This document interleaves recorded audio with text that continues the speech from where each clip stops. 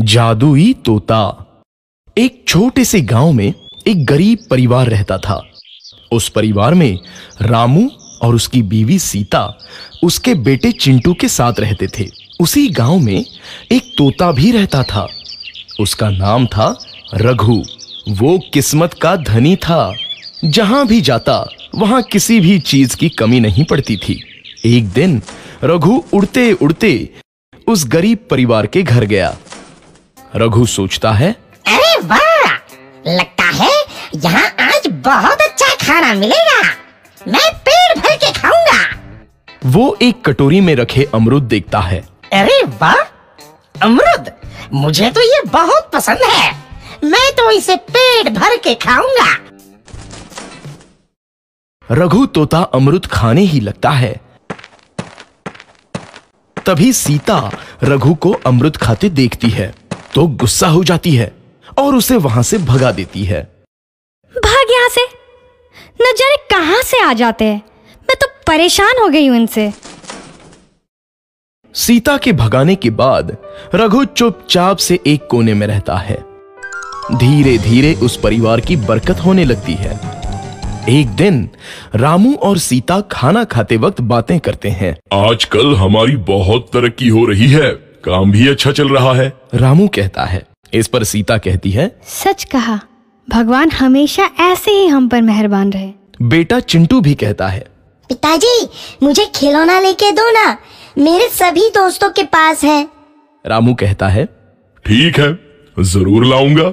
सीता कहती है, कितने खुश है सब, मेरे परिवार को किसी की नजर ना लगे। एक तरफ ऐसी बातें होती हैं तो दूसरी तरफ रसोई में रघु तोता भी अमरूद खाते रहता है।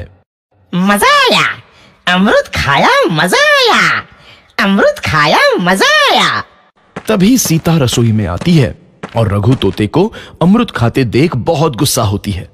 सीता रघु को बाहर निकालने के लिए पिंजरे में अमरूद रखती है। रघु जब अमरूद खाने लगता है तो पिंजरे का दरवाजा बंद हो जाता है और वो उसमें फंस जाता है। मुझे बाहर निकालो, मैं यहाँ फंस गया हूँ, मुझे बचाओ। अगले दिन सीता पिंजरा उठाकर बाहर दूर उस रघु को छोड़ देती है। रघु के जाते ही उनके घर आई बरकत धीरे धीरे कम हो जाती है। उन्हें बहुत घाटा होता है। सीता कहती है, ये क्या हो रहा है, अचानक इतना कैसे बदल गया? अभी तक तो सब कुछ अच्छा चल रहा था। रामू कहता है, लगता है भगवान हम पर रूठ गए हैं। चिंटू भी कहता है, लगता है अब मुझे खिलौने भी नहीं मिलेंगे। और वो रोने लगता है और बाहर चला जाता है। कुछ दिन बाद रघु तोता फिर से उस घर में आता है। वापस आया, मैं वापस आया, अब मैं जमकर अमरूद खाऊंगा। रघु सीधा रसोई घर में चला जाता है और अमरूद खाने लगता है। कुछ देर बाद सीता रसोई में आती है और रघु को देख कहती है, एक तो घर में पहले से इतनी दिक्कत चल रही है और ऊपर से ये तोता मुझे और परेशान कर रहा है। सीता रघु को वहां से भगा देती है। रघु उड़कर किसी कोने में छुप जाता है। कुछ दिन बाद धीरे धीरे उस घर की बरकत वापस आने लगती है। काम भी अच्छे से चलने लगता है। एक रात जब रघु तोता अमरूद खाने जाता है तो पिंजरे में फंस जाता है। ये लोग आखिर चाहते क्या हैं? एक तोते को शांति से अमरूद खाने क्यों नहीं देते?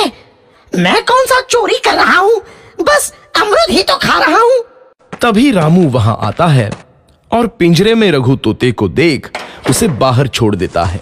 ये तोता भी कितना जिद्दी है, बार बार वापस आ जाता है।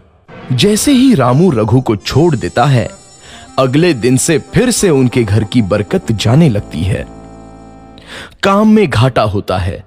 किसी को समझ नहीं आ रहा था कि ऐसा क्यों हो रहा है। रघु तोता घर आता है तो अचानक बरकत आती है और जब रघु तोता को बाहर निकालते हैं तो बरकत चली जाती है। एक दिन सीता रघु तोते के घर आने और बाहर जाने की स्थिति पर नजर रखती है। ये तोता जब भी घर आता है तो घर में बरकत आती है और जैसे ही ये घर से बाहर जाता है तो उसी के साथ बरकत भी चली जाती है। कहीं ये जादुई तोता तो नहीं है? अगली बार जब ये तोता घर आएगा तो मैं इसे कहीं नहीं जाने दूंगी। सीता रघु का बहुत इंतजार करती है लेकिन रघु तोता दोबारा उस घर में कभी नहीं आता।